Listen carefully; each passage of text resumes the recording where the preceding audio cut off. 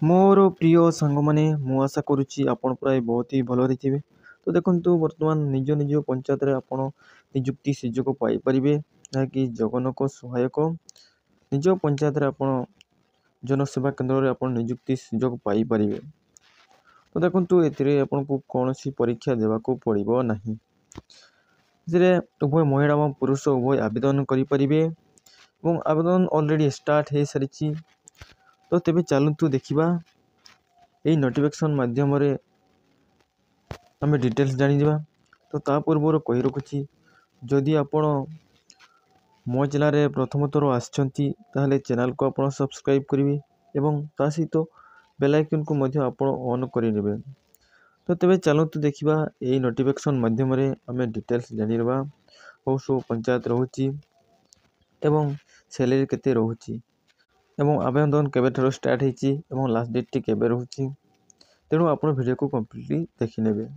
ତ ଯେମିତିକି ଦେଖନ୍ତୁ, ପଞ୍ଚାୟତ ସମିତି କାର୍ଯ୍ୟାଳୟ କୋଇଡ଼ା ଜିଲ୍ଲା ସୁନ୍ଦରଗଡ଼ ଓଡ଼ିଶା। ତ ଏଇ ନୋଟିଫିକେସନ୍ଟି ରହୁଛି ସୁନ୍ଦରଗଡ଼ ଡିଷ୍ଟ୍ରିକ୍ଟର। ସୁନ୍ଦରଗଡ଼ ଡିଷ୍ଟ୍ରିକ୍ଟର ପଞ୍ଚାୟତରେ ବର୍ତ୍ତମାନ ନିଯୁକ୍ତି ସୁଯୋଗ ଆସିଛି, ଯାହାକି ଜଗନଙ୍କ ସହାୟକ ପାଇଁ। ତ ଦେଖନ୍ତୁ, ଏଇ ଭ୍ୟାକେନ୍ସିଟିକୁ କେଉଁମାନେ ଆପ୍ଲାଏ କରିପାରିବେ। ତ କ୍ୱାଲିଫିକେସନ୍ଟି ରହିବ +3 ପାସ୍ କ୍ୱାଲିଫିକେସନ୍ଟି ରହିବ। ଏବଂ ଦେଖନ୍ତୁ, ପ୍ରାର୍ଥୀ ସମ୍ପୃକ୍ତ ଗ୍ରାମ ପଞ୍ଚାୟତ ଅଞ୍ଚଳର ଅସ୍ଥାୟୀ ବାସିନ୍ଦା ହୋଇଥିବେ। ଯେଉଁ କ୍ୟାଣ୍ଡିଡେଟ୍ ଆପ୍ଲାଏ କରିବେ ସେ କ୍ୟାଣ୍ଡିଡେଟ୍ଟି କୋଇଡ଼ା ପଞ୍ଚାୟତରେ ବାସିନ୍ଦା ହୋଇଥିବେ ଏବଂ ଅତି କମରେ ସେ +3 ପାସ୍ କରିଥିବା ଆବଶ୍ୟକ। ଏବଂ ପ୍ରାର୍ଥୀଟିର ବୟସଟି ମିନିମମ୍ 21 ଇୟର୍ ରହିବ ଏବଂ ମିନିମମ୍ 35 ଇୟର୍ସ। ଯଦି 21ରୁ 35 ଇୟର୍ସ ଭିତରେ ଆପଣଙ୍କର ଏଜ୍ ରହୁଛି ଏବଂ ଆପଣ ଯଦି +3 ପାସ୍ କରିଛନ୍ତି ଆଉ ଆପଣ ଯଦି ସେଇ ପଞ୍ଚାୟତର ବାସିନ୍ଦା, ତାହେଲେ ଏଇ ଭ୍ୟାକେନ୍ସିଟିକୁ ଆପଣ ଆପ୍ଲାଏ କରିପାରିବେ।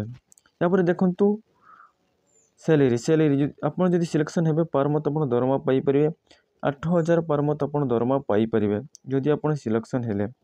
ତ ଏଇ ଭ୍ୟାକେନ୍ସିଟିକୁ ଆପଣ ଅଫଲାଇନ୍ ମାଧ୍ୟମରେ ଆପ୍ଲାଏ କରିବାକୁ ପଡ଼ିବ। ଅଫଲାଇନ୍ ପ୍ରୋସେସ୍ଟି ରହିଛି। ଦେଖନ୍ତୁ, ସ୍ପିଡ୍ ପୋଷ୍ଟ ଏବଂ ରେଜିଷ୍ଟ୍ରେସନ୍ ପୋଷ୍ଟ ମାଧ୍ୟମରେ ଆପଣଙ୍କୁ ସେଣ୍ଡ କରିବାକୁ ପଡ଼ିବ। ଆପଣ ଯଦି ଆପ୍ଲାଏ କରିବାକୁ ଚାହୁଁଛନ୍ତି ତାହେଲେ ଡକ୍ୟୁମେଣ୍ଟ ସବୁ ଲାଗିବ।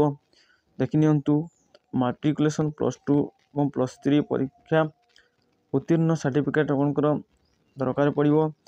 ଏବଂ ତା ସହିତ ଦେଖନ୍ତୁ, ସେକେଣ୍ଡରେ ରହିଛି ତହସିଲଦାର ବା କାଷ୍ଟ ଇନକମ୍ ସାର୍ଟିଫିକେଟ୍ ଆପଣଙ୍କର ଦରକାର ପଡ଼ିବ ଏବଂ 2ଟି passport size colour passport size photo ଆପଣଙ୍କର ଏବଂ ନିଜ ଠିକଣା ଉଲ୍ଲେଖ ପ୍ରତ୍ୟେକରେ 30 ଟଙ୍କା ଲେଖାଏଁ ଡାକ ଟିକେଟ୍ ଲାଗିଥିବା 2 ଗୋଟି 25 ସେଣ୍ଟିମିଟର × 12 ସେଣ୍ଟିମିଟର ସାଇଜ୍ର ଇସ୍ତଫା ଦରକାର ପଡ଼ିବ।